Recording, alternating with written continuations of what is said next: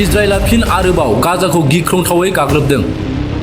इजराइला गाजानि हिउमेटेरियान जनाव air strike खालामदों। इजराइलनि हिउमेटेरियान जनाव गाग्लोबनायाव गासै 40 सुबुंफोरनि जिउ खहा जानायनि खौरांखौ मोननाय जादों। अल मवासी हिउमेटेरियान जनाव हामासनि कामान्डारखौ फोजोबस्रांनो गाग्लोबदों होननानै इजराइल मिलिटारिया बिबुंथि होदों।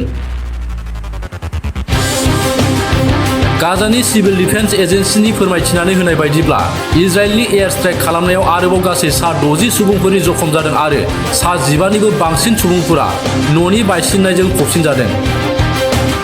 गुबुन फारसेथिं दा इजराइल डिफेन्स फर्सआ हामासखौ गावसोरनि बेरेखायै गाग्लोबनो नोगोरारि आरो हिउमेटेरियान इनफ्रास्ट्राक्चारखौ बाहायनांदों होनना दाय होदों।